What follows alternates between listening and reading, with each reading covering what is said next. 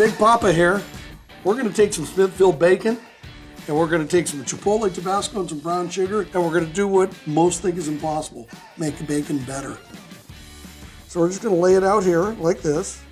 I'm gonna lay them out and I'm gonna hit them with brown sugar, and then I'm gonna give them a really generous coating of the Chipotle Tabasco. I love the Chipotle Tabasco with bacon. I think it's rich, smoky flavor, really works well with the bacon, and I think when you add the brown sugar, it gives you just a nice little combination of sweet, heat, and then bacon goodness. Okay, so now we're gonna take this brown sugar, I'm gonna give it a nice coating.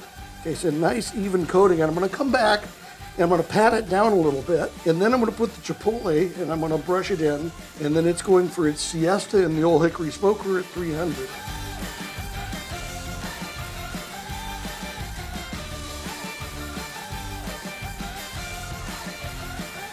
Look at this. This is not too much. You can't use too much of this.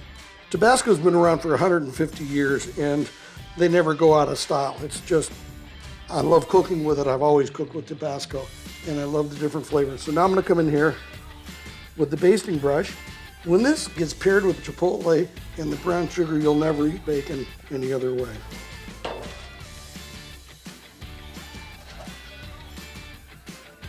So we're gonna take the bacon, we're gonna put on the smoker's set to 300. It's gonna take about an hour, maybe 45 minutes. We like to cook it on the smoker because I like the effect of the smoke has with the Chipotle, Tabasco, and the bacon. But all of these recipes you can cook indoors. You can cook in your microwave, just don't tell your friends. You can cook in a frying pan, or however else you cook bacon. I just like to do it on the smoker. Okay, I pulled it off the smoker, and we're just gonna drain it a little bit.